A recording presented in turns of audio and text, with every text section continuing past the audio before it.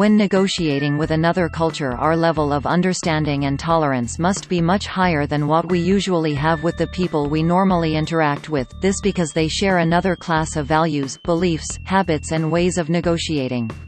In this way, the reactions that arise due to culture shock will be entirely natural. However, what will make the difference will be the way we handle them, as this will determine the success or failure of the business. Finally, international negotiations require successful communication and an intercultural effort, which is what a particular person makes when they are exposed to interaction with people from cultures other than their own. This ability consists of going beyond the knowledge and respect for a foreign culture, to come to understand the mentality of the other. Such understanding is given through an understanding that involves feelings, since culture is directly proportional to them.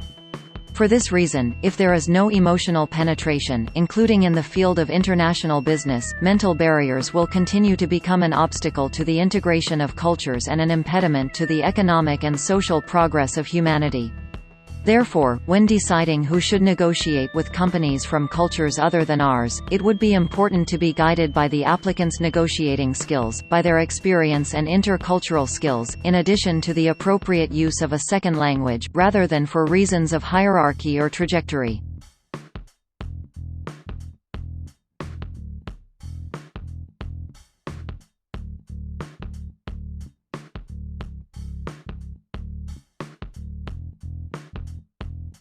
The relevance of carrying out this business must be analyzed, how important it is, what benefits the agreement brings.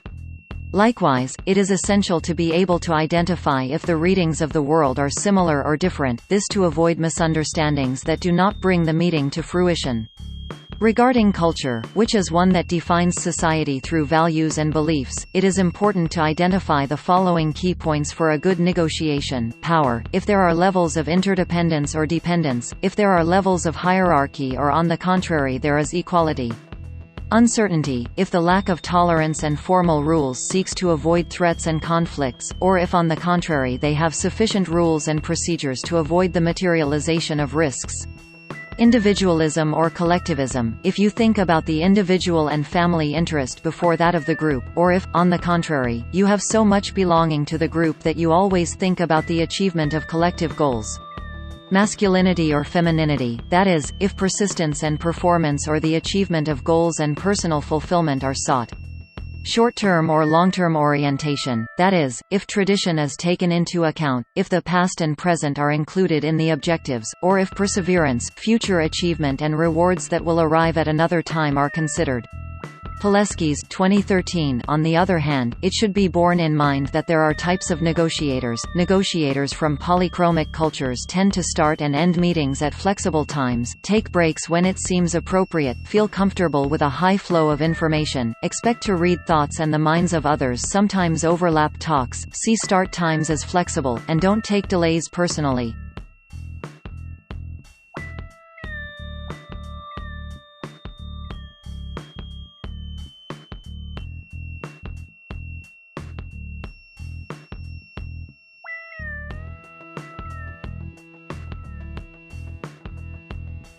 Use of cultural protocols in negotiation. The opening of markets and globalization has led us down the path of generating a society composed of groups and social collectives that share or not share behaviors, beliefs, values, rituals, celebrations, etc. Globalization has put us in the middle of a process of interdependence between each other and has also fostered fluid communication between countries, generating greater encounters between the different cultures of the world. Different aspects, among which we can find geographic, history, economy, and social structure, define society and its culture. There are also other conditions such as race, family, religion and patriotism. These cultures permeate the business world like a mirror. To start conversations and/or relationships in markets that are not your own, it is very important to understand the dynamics of the other. In this way, their roots, history, and customs become absolutely relevant to enter the target market. To initiate a rapprochement, it is best to show respect for the other in the understanding that the other is equal to one, and that just as our culture is important to theirs as well. Following the protocol that has been demarcated to identify meeting points and not falling into errors that generate problems in a possible agreement is very possible if it is not clear and the negotiator with whom we are going to meet has not been studied with precision. If this should happen, it is important to contact an intermediary who can establish the links. The aspects and characteristics of an international negotiation can range from the exchange of business cards, the correct use of the usual hours in each country, the rules of courtesy, negotiation techniques or strategies, verbal communication, customs or rituals, non-verbal communication, table protocol, institutional or corporate gift, and a series of common rules. All these aspects and cultural customs typical of a country are very important, because they will benefit us and help us achieve our business and commercial purposes.